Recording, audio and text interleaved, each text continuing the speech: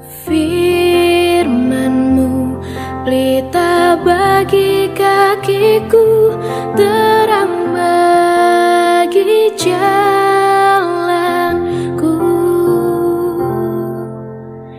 Firman-Mu pelita bagi kakiku, terang bagi. Baik ya, selamat malam ya, shalom semuanya. Puji Tuhan, kita sudah sampai lagi di satu kitab ya. Ini tadinya saya memang mau rencana menyelesaikan satu raja-raja dan dua raja-raja, tetapi memang karena terlalu banyak details yang saya mesti sampaikan, sehingga minggu lalu kita hanya bisa achieve sampai di kitab satu raja-raja. Karena itu malam hari ini kita akan lanjutkan di kitab dua raja-raja ya, Second Kings. Mungkin nanti dalam beberapa pertemuan ke depan, kalau porsi kitabnya itu terlalu besar, saya tidak bisa dua kitab gitu ya. Mungkin satu-satu, misalnya kitab Yesaya gitu ya, yang pasalnya besar, lalu kitab Mazmur misalnya gitu, tuh kan banyak banget ya. Kalau memang bisa saya squeeze ya squeeze, kalau enggak ya kita take time saja ya, one by one gitu, biar kita nggak terlalu terburu-buru gitu. Nah, malam hari ini kita akan melanjutkan lagi dari dua raja-raja yang merupakan bagian dari pelajaran lesson ke-9 ya, yaitu intisari seluruh Alkitab. Ya, jadi kita sebagai anak-anak Tuhan, walaupun mungkin kita tidak bisa hafal dan ingat seluruh detail dalam setiap isi Alkitab, tetapi kalau kita tahu sedikit saja garis besarnya, lalu di mana kitab itu ditulis dalam sejarah manusia, di dalam sejarah dunia ini, itu akan lebih enak kita membacanya ya. Walaupun di dalam kitab perjanjian lama itu tumpang tindih dalam bentuk, jadi kalau sudah lihat daftar isi dari kitab perjanjian lama, jadi tidak selalu kitab yang di belakangan itu sebenarnya ditulis di belakangan, nggak selalu ya. Itu dibuat, disusun dalam kanon kita berdasarkan kategori kitab-kitabnya ya. Saya sudah sebutkan ada kategori kitab Pentateuch atau kitab hukum, Kejadian, Keluaran, Imamat, Bilangan, Ulangan ya. Lalu kita sekarang ada di kitab sejarah ya. Nah, kitab sejarah itu dimulai dari Keluaran, lalu kitab Yosua, Hakim-Hakim, Rut, lalu 1-2 Raja-Raja, 1-2 Samuel, 1-2 Tawarik, Esra, Nehemia, Esther. Nah, itu 12 kitab sejarah. Kemudian 5 kitab poetry atau puisi, yaitu kitab Ayub, Mazmur, Amsal, Pengkhotbah, Kidung Agung ya. Kemudian setelah itu kitab nabi-nabi besar, Yesaya, Yeskiel, Yeremia, Ratapan, Daniel ya. Lalu kitab nabi-nabi kecil, Hosea, Yoel, Amos, Obadja, Yunus, Mika, Nahum, Habakuk, Zefanya, Hagai, Zakaria, Maliaki. Nah, itu saudara seluruh isi Alkitab yang disusun berdasar kategorinya. Jadi misalnya ya, Yesaya walaupun ada di belakang itu, dia menulis pada masa kitab dua raja-raja misalnya ya. Nah, lalu kitab nabi-nabi kecil itu ada yang menulis untuk kerajaan Israel, ada yang menulis untuk kerajaan Yehuda, ada yang menulis di masa pembuangan, ada yang menulis setelah masa pembuangan. Seperti misalnya kitab Maliaki. Nah, kalau saudara mengerti itu, akan sangat lebih mudah dan lebih menikmati membaca Alkitab ya. Kalau saudara tahu urutan-urutannya di mana posisinya. Nah, hari ini kita akan masuk ke dalam kitab dua raja-raja yang merupakan kelanjutan dari kitab satu raja-raja tentunya. Saudara ingat ya, kitab 1 dan 2 Samuel itu sama sebagian kecil kitab satu raja-raja. Kerajaan Israel sangat kokoh bersatu di bawah kepemimpinan Saul 40 tahun, lalu Saul mati digantikan Daud. Daud memerintah 40 tahun, meninggal digantikan oleh Salomo. Nah, pada masa Salomo lah kerajaan Israel terpecah menjadi dua, yang bagian selatan dan bagian utara. Bagian utara terdiri dari 10 suku dengan ibu kota Samaria, sedangkan bagian selatan disebut kerajaan Yehuda, itu terdiri dari 2 suku dengan ibu kotanya Yerusalem. Nah, kenapa waktu masa Saul dan Daud serta Salomo mereka bisa bersatu demikian kokoh? Memang karena pada saat itu negara superpower seperti Asyur, Babilonia, Yunani, dan Romawi itu belum benar-benar merambah dunia kekuasaannya, sehingga Israel bisa hidup dengan tentram dan bersatu. Tetapi begitu kerajaan-kerajaan itu tumbuh menjadi kerajaan yang besar, Israel itu ada di tengah-tengah terjepit, sehingga mereka sempat datang untuk merebut tanah Israel. Dan kalau dilihat dari sudut pandang Tuhan, Tuhan pakai bangsa-bangsa itu untuk mendisiplin Israel yang hidup dalam ketidaktaatan. Nah, minggu lalu kita sudah belajar bahwa Salomo itu sudah establish kerajaan dengan begitu baik. Ia raja yang penuh hikmat, tetapi kita tahu Salomo memiliki kelemahan karena ia menikahi wanita-wanita penyembah berhala, sehingga istri-istrinya inilah yang membawa dia menjauh dari Yahweh Tuhan Israel, malah menyembah dewa-dewa yang Tuhan tidak kehendaki. Nah, di bawah Salomo inilah begitu Salomo mati, kerajaannya diperebutkan dan akhirnya Rehabeam memimpin 2 suku, lalu Yerobeam memimpin 10 suku. Perpecahan dimulai saat Rehabeam berusaha memberikan pajak yang tinggi kepada penduduk Israel. Dia tidak mendengarkan nasihat para tua-tua di Israel, malah mendengarkan nasihat para orang-orang muda, sehingga itu menimbulkan pemberontakan yang digerakkan oleh Yeroboam. Dari situlah akhirnya kerajaan Israel terpecah menjadi 2, dan setiap bagian, yaitu selatan dan utara, kerajaan Israel dan Yehuda. Ya, ingat ya, kerajaan utara disebut juga kerajaan Israel, kerajaan selatan disebut juga kerajaan Yehuda. Itu dipimpin oleh raja-raja yang berganti-gantian. Di kerajaan utara tidak ada yang baik, di kerajaan Yehuda selatan hanya beberapa yang baik. Nah, hari ini kita akan melihat lebih details lagi mengenai sepak terjang dari para raja-raja tersebut di dalam kitab 2 Raja-Raja yang saya sebut dengan The Book of North and South, ya, kitab mengenai kerajaan utara dan selatan di Israel. Nah, kitab 2 Raja-Raja ini mencakup kurun waktu kurang lebih 270 sampai 280 tahun. Maksudnya sejarahnya ya. Sejarah yang ditulis di dalam kitab 2 Raja-Raja itu mencakup 270 sampai 280 tahun. Ya, di mana nabi-nabi besar dan nabi-nabi kecil Tuhan pakai untuk berbicara ya pada masa periode ini. Misalnya Hosea, Amos itu menulis pada abad ke-8 sebelum Tuhan Yesus, sebelum pembuangan ke Babel, ya. Kemudian itu dia menulis, jadi ada beberapa nabi yang menulis khusus untuk kerajaan utara, ada yang khusus menulis untuk kerajaan selatan. Tadi Hosea, Amos itu menulis untuk kerajaan selatan, Habakuk dan Zefanya misalnya menulis untuk kerajaan yang di utara. Lalu Yeskiel itu menulis saat masa pembuangan. Demikian juga Yeremia. Kitab Yeremia itu menulis pada saat mereka dibuang ke Babilonia. Ya. Nah, jadi kitab 2 Raja-Raja ini adalah kitab transisi, ya. Transisi di mana mereka sebelum dibuang ke Babel sampai mereka masuk ke dalam pembuangan. Jadi kalau saudara membaca kitab Perjanjian Baru itu sama seperti saudara membaca kitab Kisah Para Rasul, ya. Kitab Kisah Para Rasul itu kitab transisi dari Injil di mana Yesus melakukan berbagai macam tugas dan pelayanannya sampai ia mati, bangkit, naik ke surga. Kemudian di masa kitab Kisah Para Rasul, Yesus digantikan oleh para rasul, tugasnya untuk memberitakan Injil sebelum nanti memasuki masa kitab surat-surat ya di Perjanjian Baru. Nah sama, jadi ini kitab transisi ya.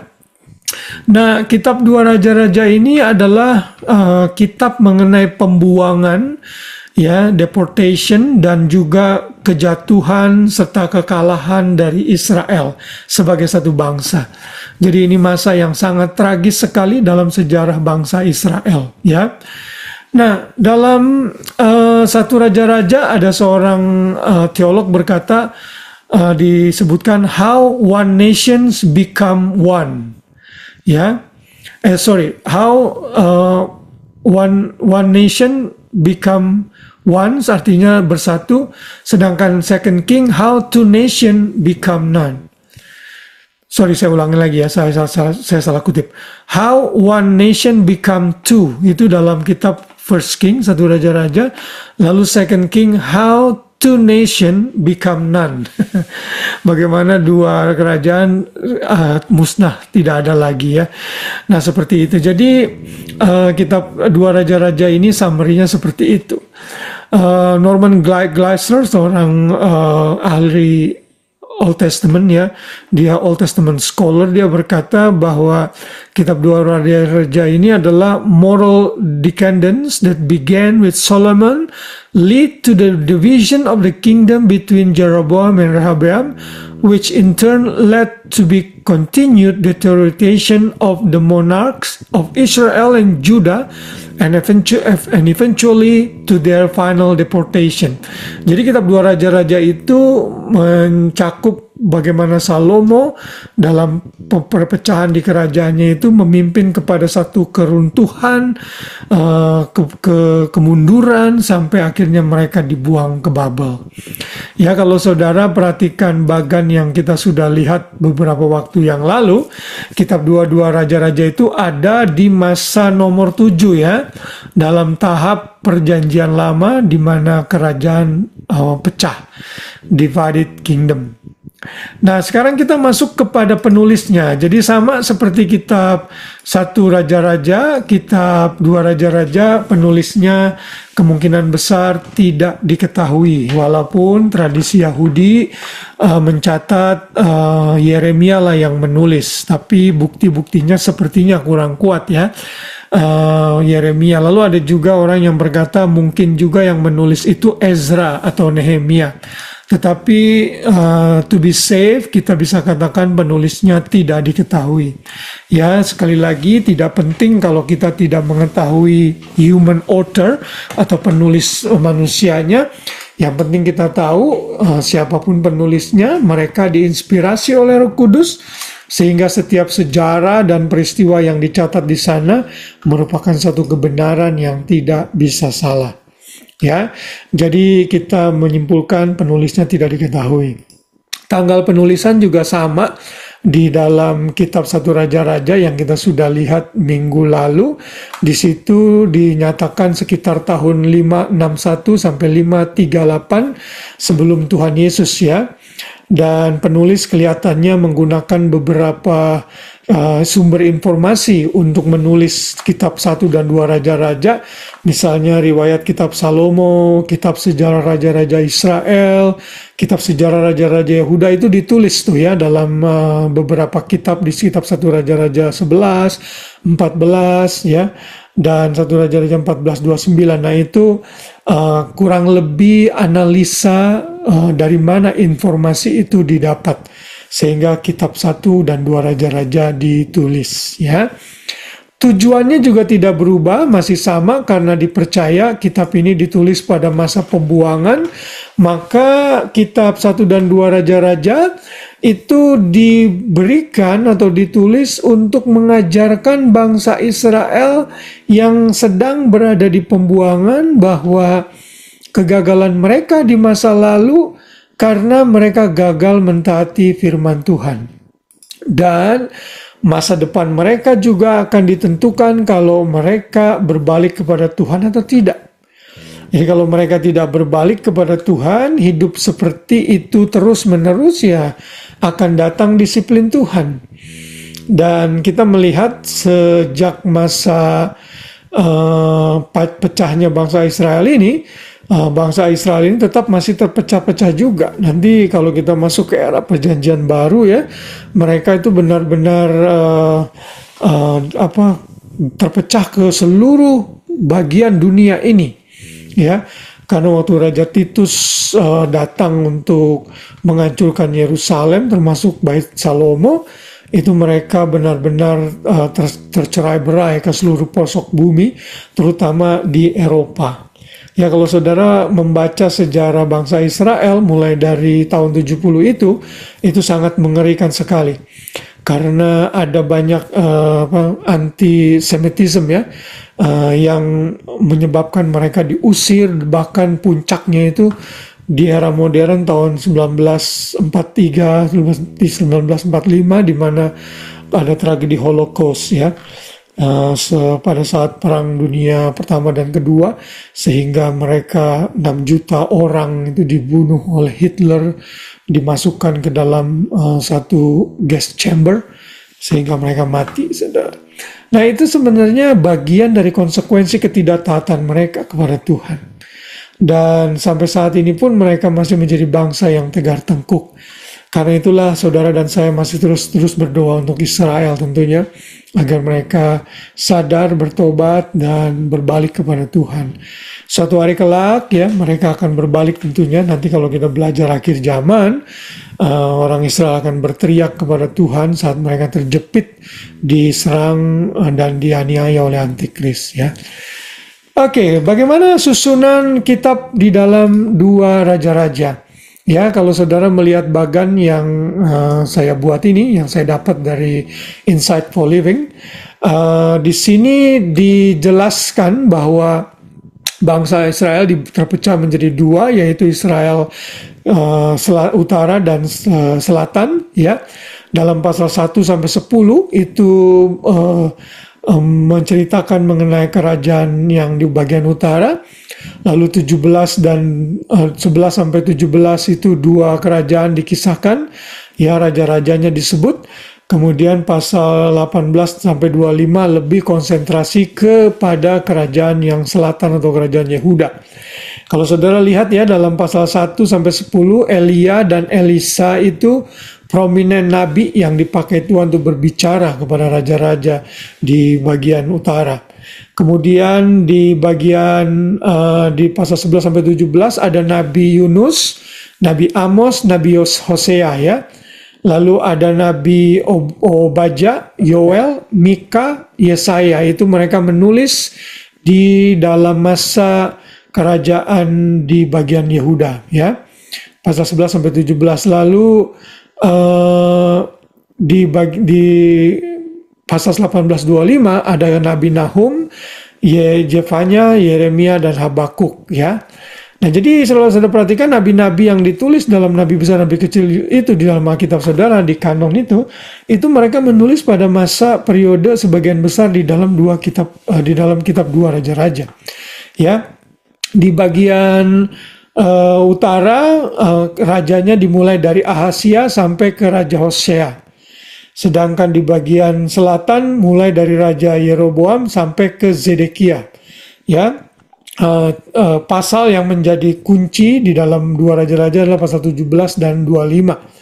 Temanya apa? God is patient but he doesn't allow persistent sin to go unpunished. Tuhan itu memang sabar. Dia menunggu kita, tapi tuh kalau dosa itu terus-menerus dilakukan, Tuhan pasti akan memberikan disiplin atas dosa ya. Terus ada ayat kuncinya itu 2 Raja-Raja 17 ayat 22 sampai 23 yang berbunyi, demikianlah orang Israel hidup menurut segala dosa yang telah dilakukan Yeroboam.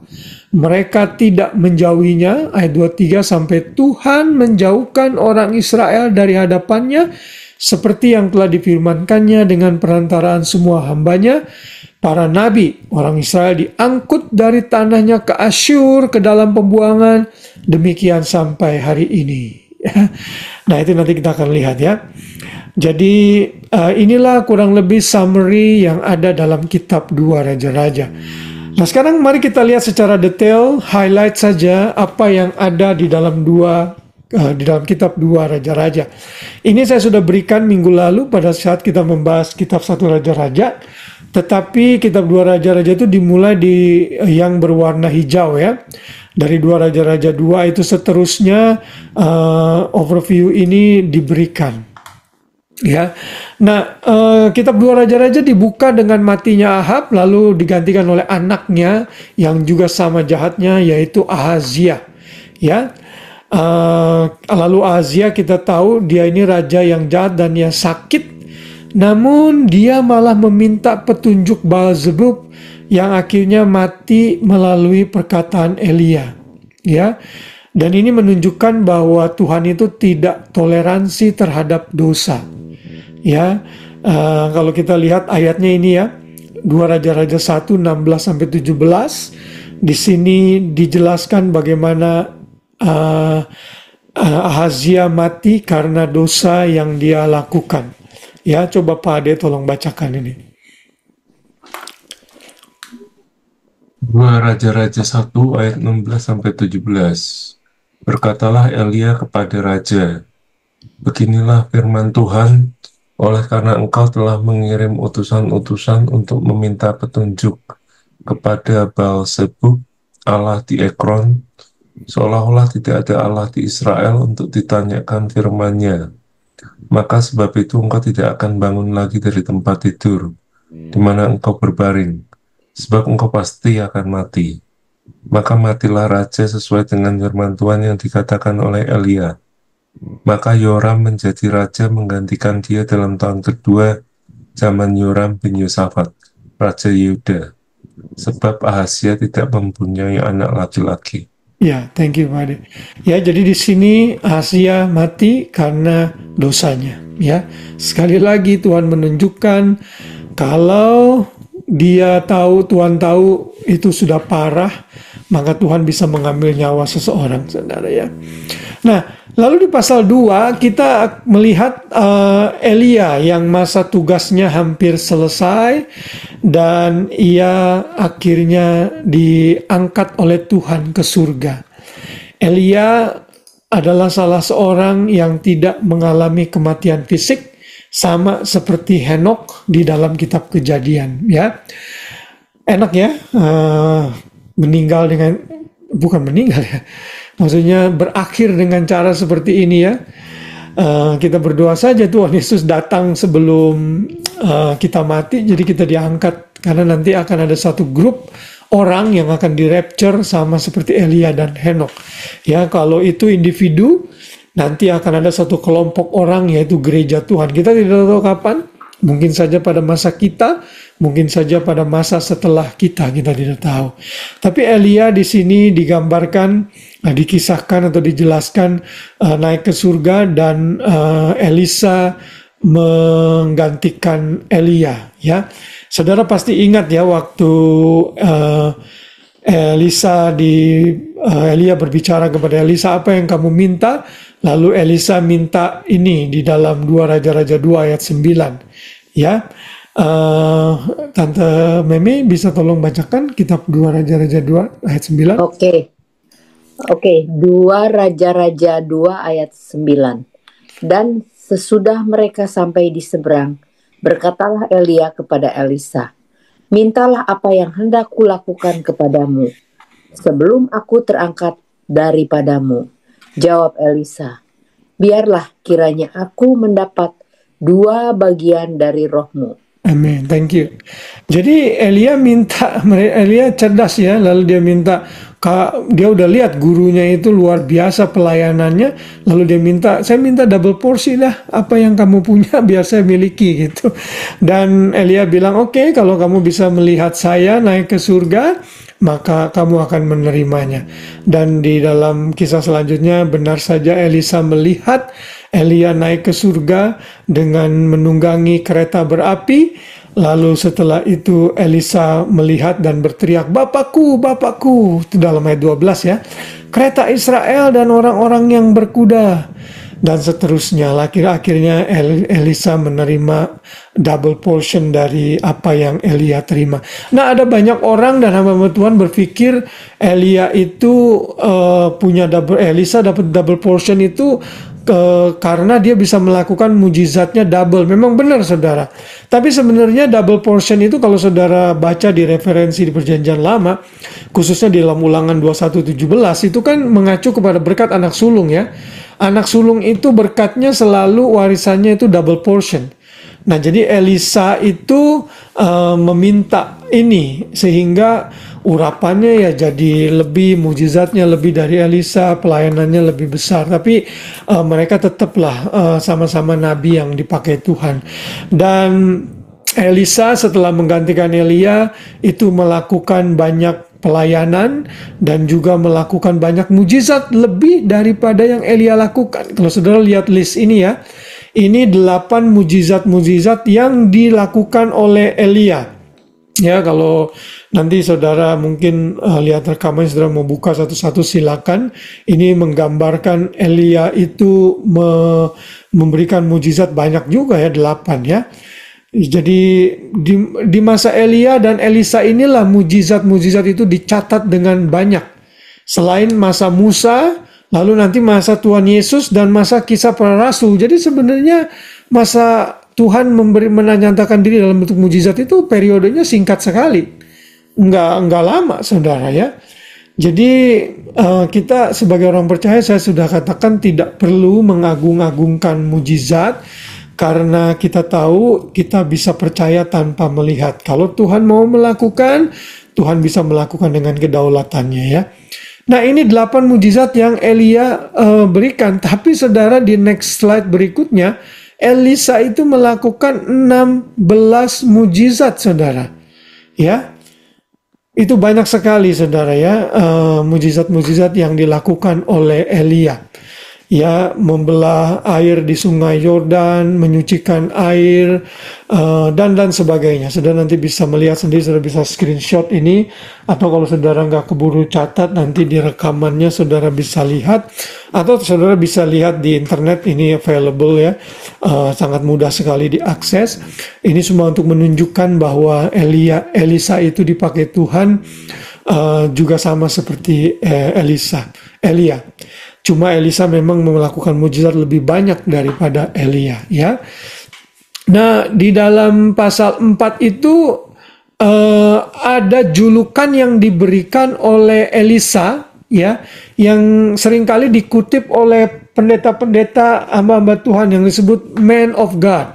Ini terutama untuk orang-orang yang ada di Afrika ya. Kalau saudara lihat orang-orang di Afrika tuh dalam crusade gitu yang sebenarnya itu banyak yang fake ya kan, begitu diwawancara apa yang kamu rasakan, oh yeah, this is what happening, man of God. Mereka nyebut hamba Tuhan itu sebagai man of God, saudara. Nah, sebenarnya apa sih maksudnya man of God ini? Jadi ayatnya ini ada dalam 2 Raja-Raja 4 ayat 7 ya. Kemudian pergilah perempuan itu memberitahukan kepada abdi Allah. Kalau bahasa Indonesia disebutnya abdi Allah. Tapi kalau bahasa Inggrisnya itu disebut man of God. Ya, dan seterusnya. Jadi man of God itu sebenarnya adalah bagian yang technical term ya. Technical term yang artinya seseorang yang berbicara untuk Tuhan. Artinya kalau dia ngomongnya salah itu berarti bukan dari Tuhan. Dan nanti kalau saudara lihat di kitab Ulangan itu hukumannya hukuman mati, itu dirajam dengan batu. Ya, sayangnya di era sekarang ini banyak hamba-hamba Tuhan yang bernubuat sembarangan. Mereka nggak sadar nubuatnya nggak terjadi. Itu sebenarnya kalau di Perjanjian Lama tuh mereka sudah mati, saudara. Karena mereka menaruh kata-kata yang Tuhan tidak suruh. Karena itulah kita harus berhati-hati dengan hal ini. Karena istilah ini lebih tepat dipakai oleh para nabi yang memang Tuhan perintahkan untuk berbicara pada masa Perjanjian Lama dan juga di Perjanjian Baru yang digantikan oleh para rasul nantinya ya. Nah, kalau saudara membaca nanti kitab 2 Raja-Raja pasal 5 ada kisah Naaman raja Aram kena kusta lalu disembuhkan ya, ingat ya. Lalu ada bujangnya Elisa yang berbohong, siapa namanya? Gehazi, ingat Gehazi? Ya kan, Raja Naaman ini mau kasih sesuatu sama Elisa. Elisa bilang nggak usah kasih apa-apa buat saya. Tapi si Gehazi ini karena dia pikir sayang juga ya, orang mau ngasih kok nggak diambil gitu. Lalu setelah Raja Naaman pergi, Gehazi mengejarnya lalu bilang seolah-olah Elisa menyuruh dia untuk mengambil hadiah yang diberikan. Dia minta jubah, dia minta macam-macam dah. Ya, lalu Elisa akhirnya tahu dan akhirnya Elisa menghukum Gehazi dan Gehazi kena kusta. Jadi bukannya Naaman yang kena kusta, yang udah disembuhkan, Gehazi sekarang yang kena. Jadi inilah kalau orang serakah ya, hanya mementingkan hal yang jasmani, ya akhirnya salah kaprah gitu. Karena itu dalam pelayanan, termasuk juga ini buat saya, uang itu tidak boleh menjadi motivasi pelayanan ya. Karena kita ini dikasih ya, puji Tuhan, nggak dikasih berapapun, kalau dikasih kita bersyukur, tidak dikasih pun tidak apa-apa ya, karena kita tahu kita sudah menerima banyak dari Tuhan. Jadi Gehazi ini pelajaran yang kita mesti tidak boleh kita contoh ya.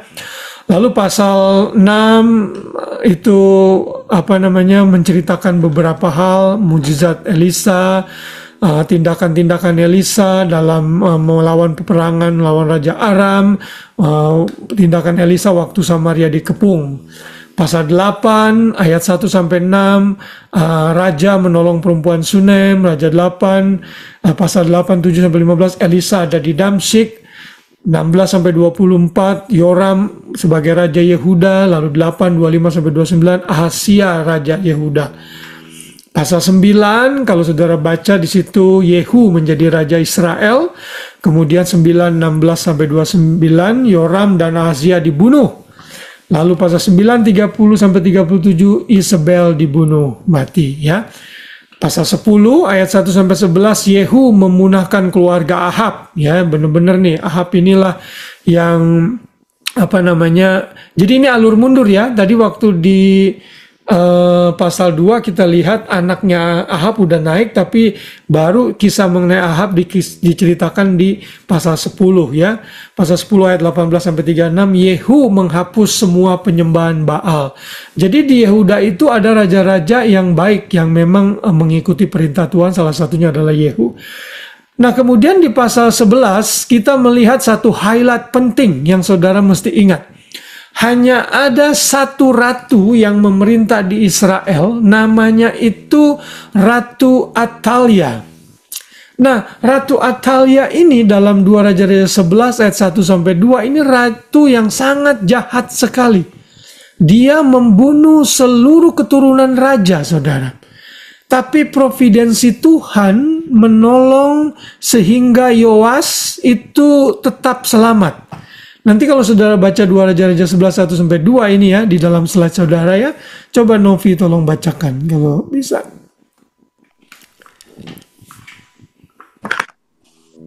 Ketika Atalia ibu Ahazia melihat bahwa anaknya sudah mati, maka bangkitlah ia membinasakan semua keturunan raja. Tetapi Yoseba, anak perempuan Raja Yoram, saudara perempuan Ahazia, mengambil Yoas bin Ahazia, menculik dia dari tengah-tengah anak-anak raja yang hendak dibunuh itu, memasukkan dia dengan inang penyusunya ke dalam gudang tempat tidur dan menyembunyikan dia terhadap Atalia sehingga dia tidak dibunuh. Thank you. Jadi ya saudara ya, ini kalau benar nih semua rajanya dibunuh nih, nggak, si Yoseba ini tidak dipakai Tuhan untuk menyelamatkan Yoas, saudara. Habislah sudah, Mesias itu nggak akan lahir, saudara. Ya, karena nanti keturunan Yoas inilah yang akan melahirkan Yesus, saudara. Makanya ada orang berkata mengenai Yoseba ini, a lady who saved Christmas. A lady who saved Christmas. Karena dengan keberanian Yoseba ini, anak perempuan Raja Yoram inilah, akhirnya keturunan dari Mesias tetap terjaga. Ya, nah itu ada satu highlight yang saudara perlu ingat juga dalam 2 Raja-Raja. Sedangkan di pasal 12 kita tahu Yoas akhirnya menjadi raja di Yehuda. Ya, karena bantuan dari Yoseba, anak perempuan Raja Yoram. Kemudian pasal 13 sampai pasal 13 ayat 14 sampai 21, Elisa mati ya karena sakit. Jadi hamba Tuhan juga bisa sakit, saudara, nabi juga bisa sakit. Jadi kita tidak menerima doktrin yang menyatakan anak-anak Tuhan itu selalu sehat. Kita tetap masih hidup dalam tubuh yang bisa sakit. Tuhan bisa menyembuhkan, yes, tetapi ada rekod-rekod juga hamba Tuhan sakit bahkan mati, termasuk salah satunya adalah Elisa. Ya, nah di dalam pasal 14 ayat 25 ada catatan menarik. Di sini Yunus disebut, saudara. Ya, Yunus, tahu saudara ya, Yunus, kitab Yunus itu yang sebenarnya Yunus itu menulis untuk untuk kerajaan yang utara ya, karena Yunus kan, tapi sebenarnya Yunus itu lebih nulis untuk orang-orang Asyur kan, karena Niniwe itu kan ibu kota Asyur sebenarnya. Tapi Yunus sempat dicatat di dalam 2 Raja-Raja 14 ayat 25. Ia mengembalikan daerah Israel dari jalan masuk ke Hamat sampai ke Laut Araba sesuai dengan firman Tuhan Allah Israel yang telah diucapkan dengan perantaraan hambanya Nabi Yunus anak Amitai dari Gad Hefer. Ya, jadi Yunus ini disebut di dalam 2 kitab Raja-Raja. Ya, ini dia menulis pada masa pemerintahan Raja Yeroboam, Raja Israel. Kemudian maju ke pasal 15-16, di situ ada daftar nama-nama raja-raja Yehuda dan Israel. Kemudian pasal 17, catatan mengenai 10 suku dibuang dan tidak pernah kembali lagi ke Asyur, yaitu pada tahun 722 sebelum Yesus. Ingat ya saudara ya, 722 adalah tahun di mana kerajaan Asyur dibuang kerajaan Israel dibuang ke Asyur. Ya, itu dicatat dalam pasal 17 ayat 6. Ya, Iren sudah di rumah, Ren? Ya, Pak. Bisa dibaca, Ren, tolong ayatnya. Bisa. Sorry. 2 Raja-Raja 17 ayat 6. Dalam tahun ke-9 zaman Hosea, maka Raja Asyur merebut Samaria. Ia mengangkut orang-orang Israel ke Asyur, ke dalam pembuangan dan menyuruh mereka tinggal di Halah, di tepi sungai Habor, yakni sungai negeri Gozan, dan di kota-kota orang Madai. Ya, thank you. Nah, kota-kota yang disebut di sini ini, lokasi-lokasi ini adalah di Asyur ya. Jadi 10 suku dibuang ke Asyur dan sampai detik ini mereka tidak kembali lagi, saudara. Ya, ke tanah perjanjian. Ini kalau menurut sejarah ya. Walaupun saya yakin masih ada suku-suku juga yang akhirnya kembali, tapi menurut catatan sejarah tidak balik dalam rombongan besar.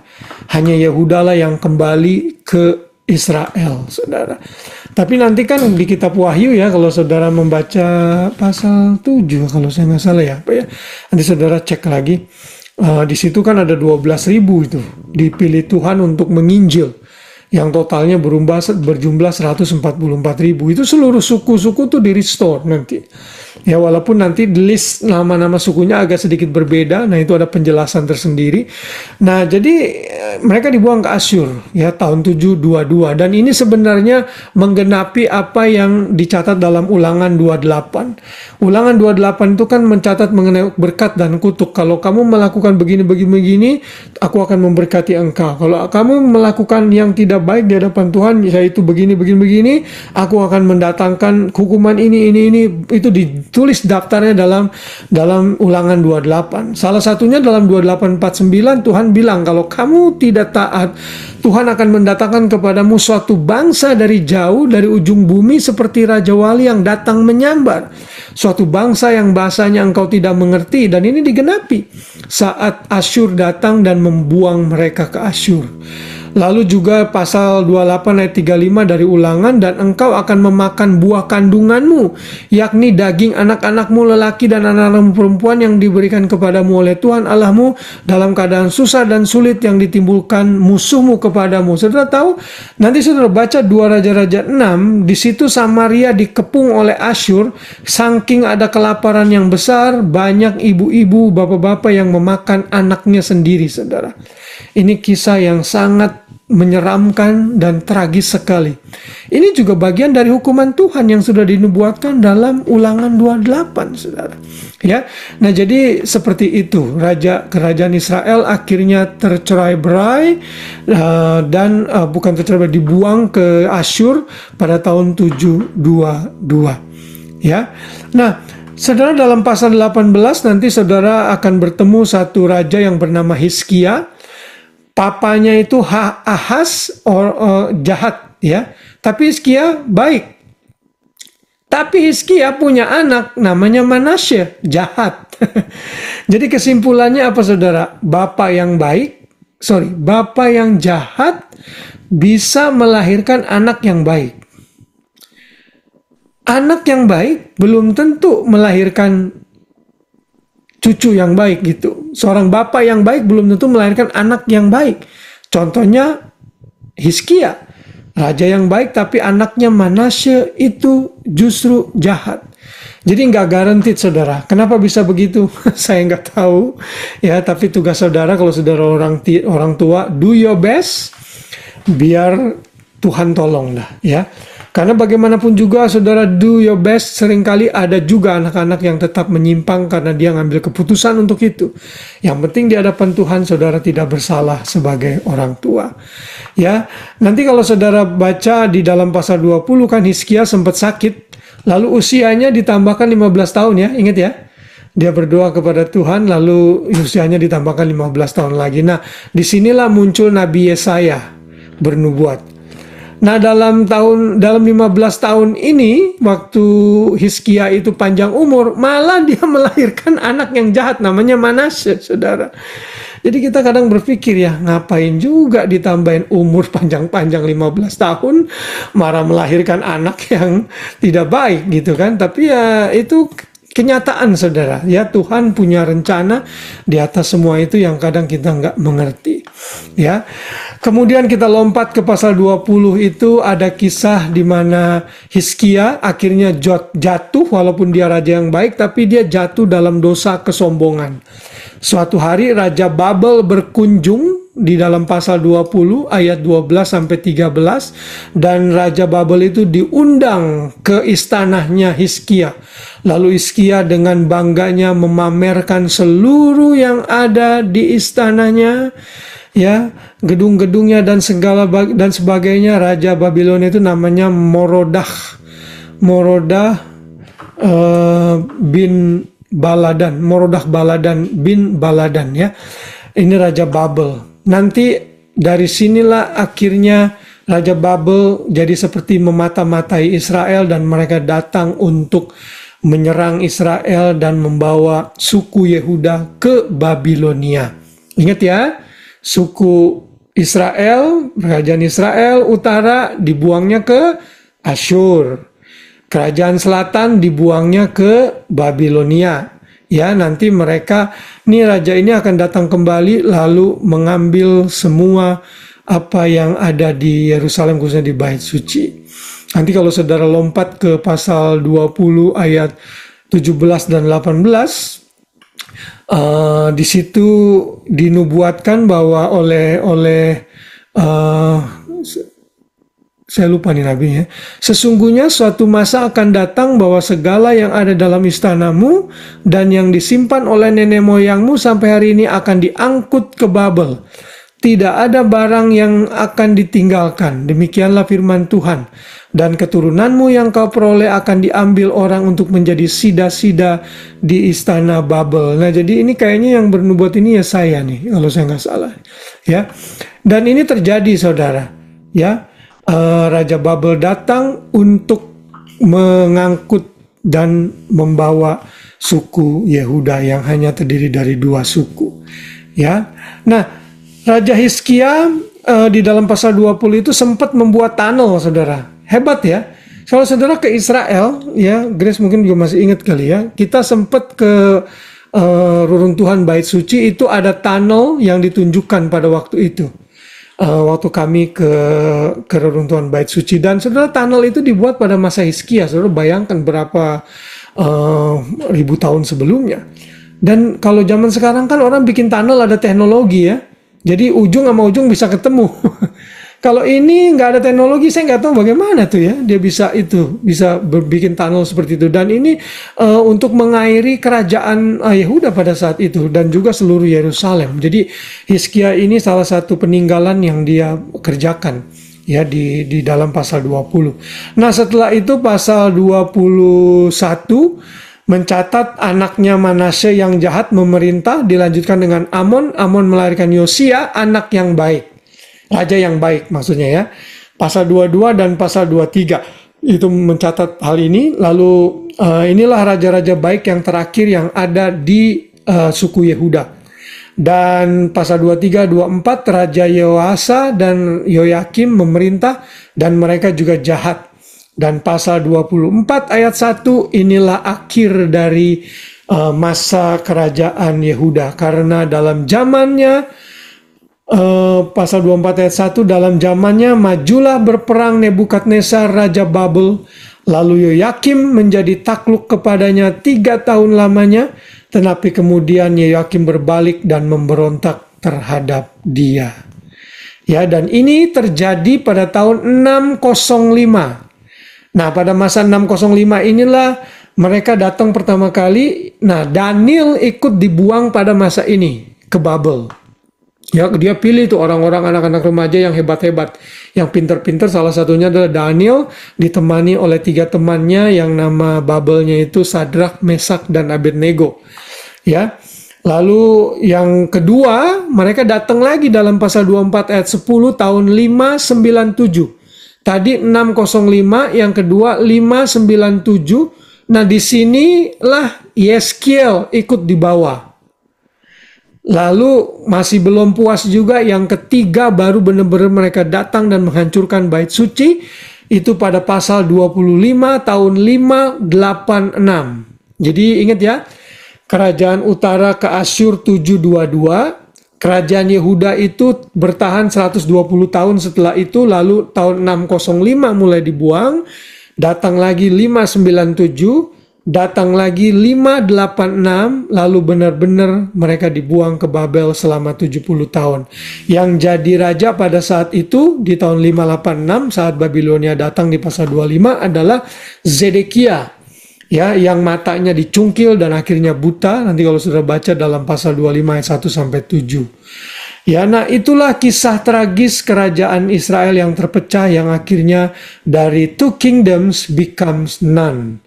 Tidak ada kerajaan lagi karena mereka dibuang ke Asyur dan Babilonia. Tapi di pasal 25 ayat 27 sampai 30 ada kisah positif di mana kerajaan Daud tetap berlanjut karena Yoyacin itu dikasihani oleh Raja Yehuda, lalu kemudian dipersilakan untuk kembali. Kalau sehingga Yehuda tetap bertahan, saudara. Ya, jadi Tuhan itu tetap preserve rencananya melalui sejarah yang memang terjadi dalam kehidupan bangsa Israel. Ya, nah itulah summary dan kisah serta highlight dari kitab 2 Raja-Raja.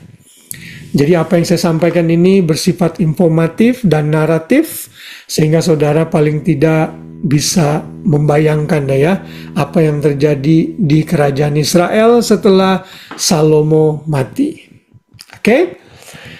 Oke, nah sekarang foreshadowing. Di dalam 2 Raja-Raja kita bisa melihat bayangan dari kisah di Sarfat dan Naaman. Itu Sarfat di kitab 1 Raja-Raja, Naaman di kitab 2 Raja-Raja, yang menggambarkan kebenaran mengenai belas kasihan Tuhan kepada orang-orang yang menurut orang Yahudi itu tidak layak menerima kasih karunia. Karena 2 orang ini bukan orang Yahudi, janda di Sarfat dan juga Raja Naaman ini ya. Maksudnya mereka ini tidak dianggap gitu, yang marginal gitu ya, tapi Tuhan tolong. Bukankah ini menggambarkan kasih karunia Tuhan di perjanjian baru? Karena orang miskin, orang lemah, orang yang tertindas, pemungut cukai, orang Samaria, dan orang-orang non-Yahudi termasuk kita, Tuhan perhatikan juga. Jadi Tuhan itu mencintai segala bangsa. Ya, makanya ada lagu kan, Yesus cinta segala bangsa di dunia, putih, kuning, dan hijau. Pokoknya itu yang melambangkan warna-warna, benua-benua. Semua dicinta Tuhan. Tuhan cinta segala bangsa di dunia. Nah saudara, itu semua digenapi di perjanjian baru. Makanya di Korea orang Kristen memuji Tuhan. Orang di Afrika, orang yang hitam-hitam memuji Tuhan. Orang yang sipit-sipit juga memuji Tuhan. Ya, ini menggambarkan kasih karunia Tuhan. Di perjanjian lama kita tahu ada Ruth, ada Rahab, ada Batsheba yang dipakai Tuhan sekalipun bukan orang Yahudi.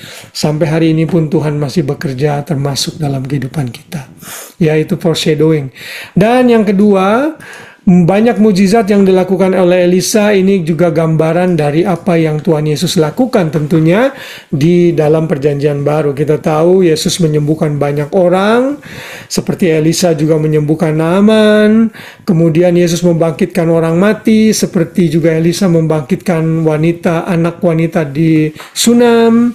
Lalu Elisa sempat memberikan mujizat multiply roti ya, dan memberi makan ratusan orang. Yesus juga memberi makan 5.000 orang dengan roti dan ikan.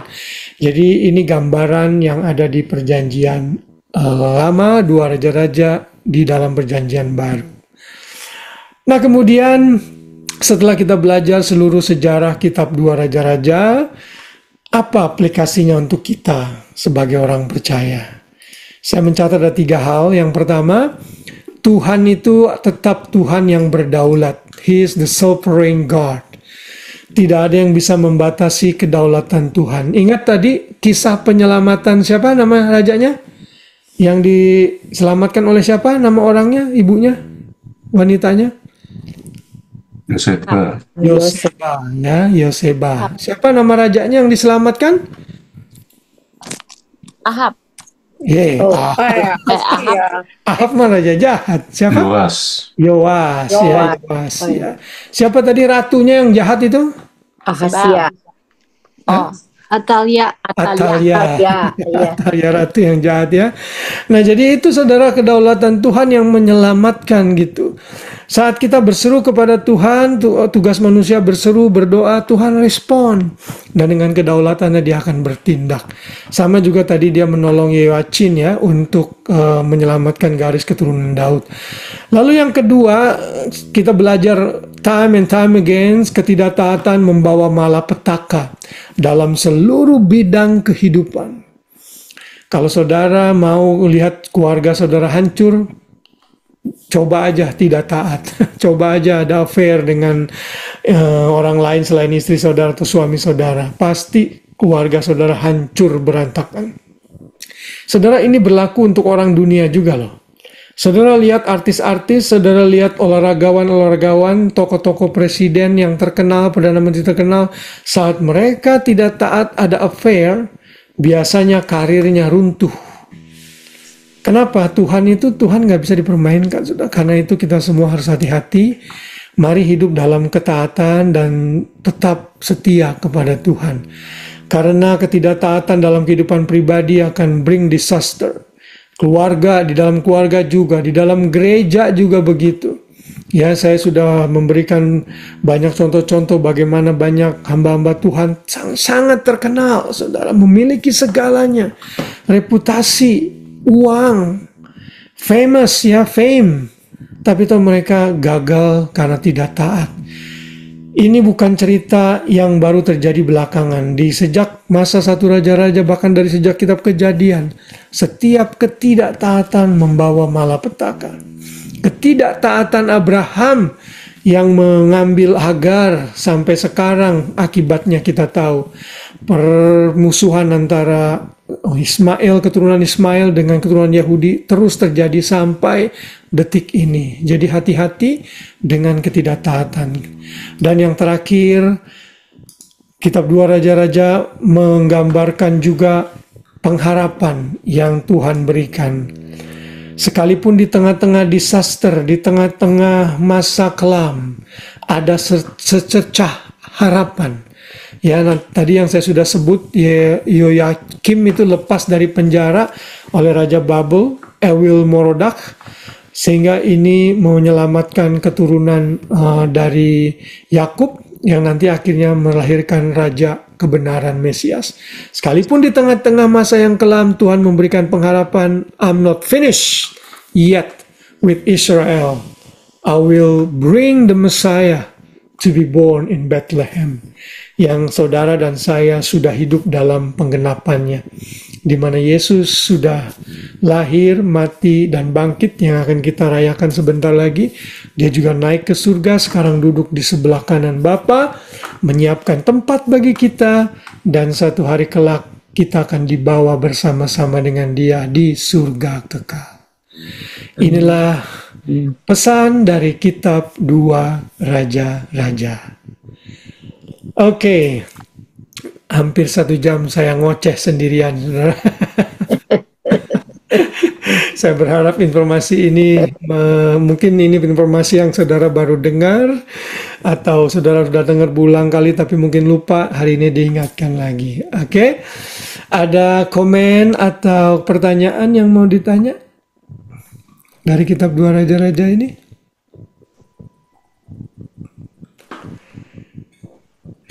Oh, good ya semuanya. Jadi 2 minggu ke depan kita tidak ada Bible study ya. Kita skip karena ada 2 public holiday yang jatuh pada hari Jumat. Jadi saya memberikan kesempatan kepada kita semua untuk enjoy the day off. Saudara bisa melakukan apa saja. Maksudnya apa saja, bukan yang nggak baik, maksudnya baik. Spend time dengan keluarga saudara, dengan teman-teman dan sebagainya ya. Oke, kalau tidak ada pertanyaan dan komentar, saya mau coba review ya. Mungkin beberapa pertanyaan biar saudara ingat ya. Yang pertama, saya mau tanya Tante Meme dulu ya. Oke. Tante Meme, ingat nggak Kitab 1 dan 2 Raja-Raja itu yang menulis siapa, Tante? Yang menulis tidak diketahui. Ya, betul, Ya. betul, Tante, tidak diketahui. Ya. Tapi ada dugaan yang menyatakan Yeremia. Ya, Yeremia. Iya. Good. Talmud ya, Talmud itu salah satu tradisi, oral tradition dari bangsa Israel yang dibukukan, itu mencatat Yeremia. Tetapi ada bukti-bukti yang mungkin tidak terlalu kuat ya, yang menyatakan Yeremia. Oke, good. Grace. Yes, hadir. Coba kamu sebutkan paling tidak satu nabi saja yang berbicara untuk kerajaan utara. 1 atau 2 nabi. Mengada-ngada nih pertanyaannya. Apa mana? Nabi yang sangat prominent dan vokal sekali berbicara di kerajaan utara, siapa? Nabi apa raja? Nabi. Nabi, Yeremia. Salah-salah kamu. Ada yang bisa bantu Grace? Nabi siapa? Nabi Nathan. Nabi Nathan tadi saya sebut berkali-kali kok Nabi Elia. Nabi Elia. Elia dan Elisa. Ya, Elia dan Elisa. Oke. Pak Ade, sebutkan paling tidak 2 nabi yang sempat menulis di masa 2 kerajaan, Pak Ade, di both kingdom. Tadi itu ada di Bagan, kalau Pak Ade ingat. 2 nabi saja. Yeskiel. Yeskiel itu Yeremia.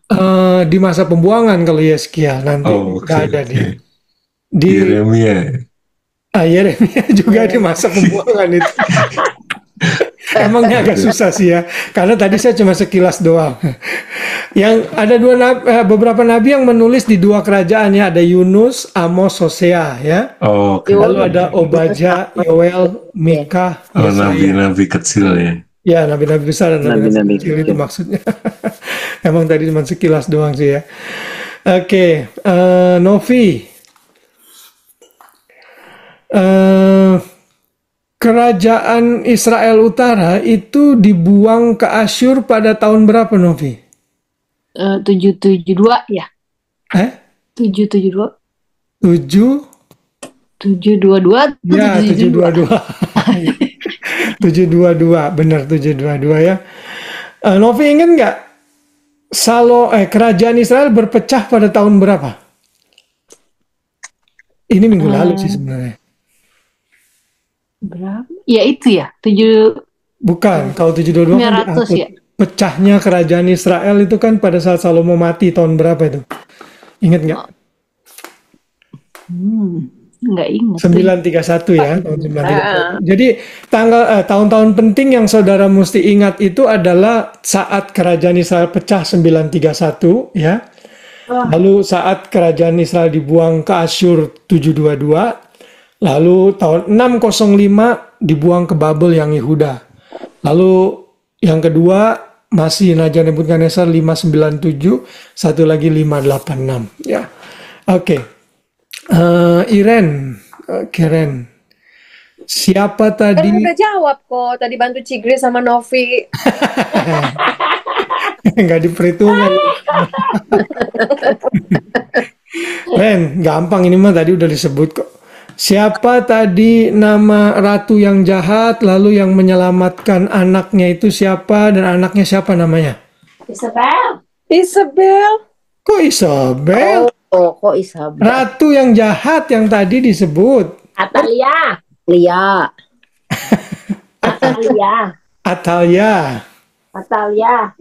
Atalia, Ren, ingat ya? Atalia. Lalu siapa perempuan yang menyelamatkan Yoas? Itu kan Yoseba. Yobasa. Jadi kalau punya anak jangan namain Atalia ya. The save of apa namanya yang Yoas. Katanya the lady who saved Christmas. Yes, that's right. Itu Yoseba ya. Ya betul, the lady who saved Christmas, benar. Oke, Budi, masih ada Bud di sana, Bud? Iya, ada. Yang terakhir, Bud. Tadi, Bud, raja siapa, Bud, dari Babilonia, raja terkenal yang sering disebut, saya juga sebut tadi, raja Babilonia yang datang ke Israel dan mengangkut semua orang Israel pada tahun 586. Siapa nama rajanya, Bud? Raja Babel. Raja Babel. Mulai dari N, hurufnya depannya N. Jadi N. Hurufnya mulainya dengan huruf N, awal huruf namanya. Raja Nebukadnezar. Ya, betul. Raja Nebukadnezar. Siapa, Bud? Nama rajanya yang matanya dicungkil? Nggak tahu. Ada yang bisa bantu? Yosia. No. Waktu Nebukadnezar datang tahun 586 itu dia datang dan pada saat itu ada rajanya siapa pada saat itu di Yehuda dan matanya dicungkil? Nggak tahu nggak kenal. Mulai dari Z hurufnya. Z. Zozakim. Zedekia. Oke. Ya. Zedekia. Z. Oke. Baik, itu pelajaran kita pada hari ini. Saya berharap kita semua bisa mendapat sesuatu ya. Oke, kita absen dulu yuk. Sebelum Hari sama Hani mungkin komselnya late kali makanya nggak bisa join dia. Kalau tahun-tahun ya, tahun-tahun datang kembali tahun-tahun ini itu maksudnya dapat masa-masanya itu kita perlu ingatin nggak sih kok? Soalnya nggak perlu tahun 900, 700 gitu. Kadang pusing juga. Iya, mana ingat. Ya diingat perlu, nggak perlu nggak diingat juga perlu. Begini Bud, ke persoalannya begini. Karena kalau kita tahu ya sequence tanggal-tanggal itu, saudara jadi mengerti. Karena nanti itu Yesus lahir tahun berapa coba? 1 Masehi. Enggak, Yesus itu menurut sejarah lahir tahun 4 sebelum dia 4. lahir, 4 BC gitu. Nah itu ada urutannya Bud. Nanti setelah Babilonia mengangkut bangsa Israel setelah 70 tahun kan mereka kembali tuh ke Israel. Nah itu ada tahun lagi. Nanti kalau kita belajar akhir zaman ya, saya berpikir mungkin next series kalau Tuhan kehendaki kita bisa belajar akhir zaman. Itu penghitungan-penghitungan itu perlu diingat gitu. Karena Iya, kalau disambung-sambungin gitu ingat, tapi kalau putus-putus mah mana ingat. iya, ya nggak apa-apa, makanya nanti kan diulang lagi. Nggak harus sih, Bud. Jadi ini nggak akan mempengaruhi keselamatan kita. Nanti Budi nggak ditanya sama Tuhan, Budi, kapan Babilonia datang ke Israel dan mengangkut Yehuda? Enggak sih. Ya ini cuma untuk pelajaran kita saja. Tapi kalau saudara belajar teologi ya, ya belajar kitab-kitab Perjanjian Lama ini perlu diingat gitu, karena nanti keluar dalam ujian gitu ya. Oke. Baik.